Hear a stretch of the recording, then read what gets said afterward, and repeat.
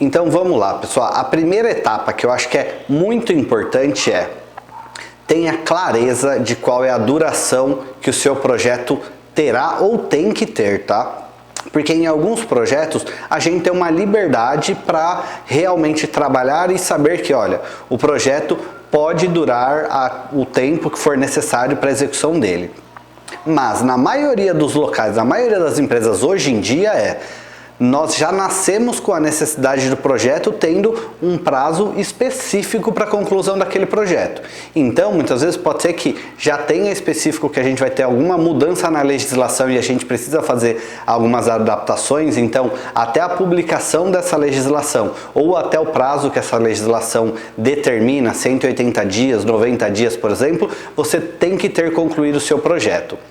Ou muitas vezes porque você está fazendo um projeto para abertura de uma nova loja e você tem já no seu planejamento anual dos negócios da empresa quando que aquela loja começa a funcionar, por exemplo. Então você já tem prazos em geral que já são determinados. Então o primeiro passo que você precisa ter é ter a clareza de quando o seu projeto inicia e quando ele tem que terminar. E aí dentro desse espaço você realmente vai desenvolver o cronograma dentro desse espaço pré-estabelecido já, e que em geral quase todas as empresas já têm um target, ou então já tem um alvo, uma data-alvo para você concluir aquele determinado projeto. O segundo passo é: descreva quais são os marcos do projeto. O que são os marcos do projeto? Marcos do projeto são grandes entregas ou são entregas que mudam algumas características realmente do seu projeto, começam a dar um pouco de corpo. Dando um exemplo para vocês, pegando uma construção de uma casa, por exemplo. Você está primeiro fazendo a prospecção da casa, onde ela vai ser, ou qual que é o terreno, como que você vai fazer. Então talvez o primeiro marco seja: você encontrou o terreno e fez a assinatura do contrato. Esse é o primeiro marco.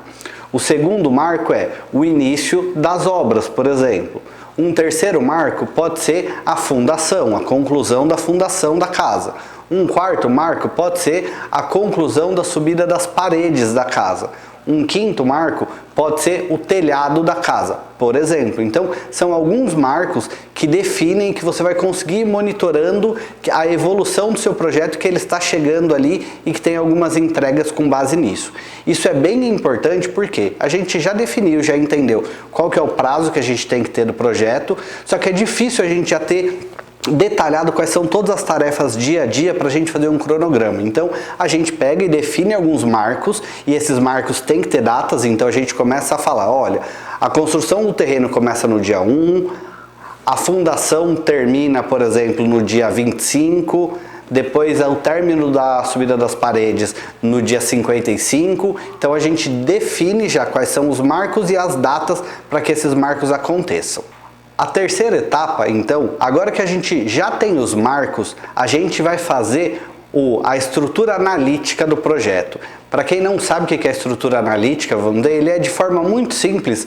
Quais são as tarefas que a gente precisa executar dentro desse projeto, categorizadas em algumas subdivisões. Para quem quer saber um pouquinho mais sobre a EAP, tem um vídeo aqui no canal que fala de forma bem específica e detalhada, e eu acabo até fazendo no computador junto para vocês terem uma ideia. Então, se vocês tiverem dúvida, podem ir até lá. Mas aí, qual que é essa etapa então? É a gente pegar as tarefas que a gente já identificou muitas vezes nos marcos e começar a destrinchar mais ainda essas tarefas. Então, eu só falei da compra do terreno.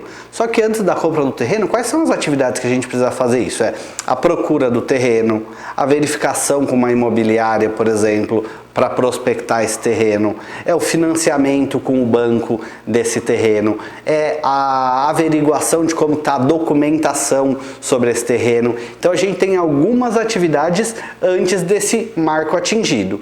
E dentro dessas atividades, talvez a gente tenha outras subatividades aqui que precisam ser listadas e precisam ser controladas. Aqui eu dei um exemplo, talvez da construção de uma casa, que ela tenha muitas tarefas que você precisa monitorar. Se for um projeto um pouco menor, talvez você não tenha isso. Em alguns outros projetos, você acaba fazendo esse detalhamento, vamos dizer, de tarefas, porque você tem uma cronologia hora a hora. Então vamos imaginar um evento. Para quem está montando um evento, talvez esse evento ele não dure 6 meses.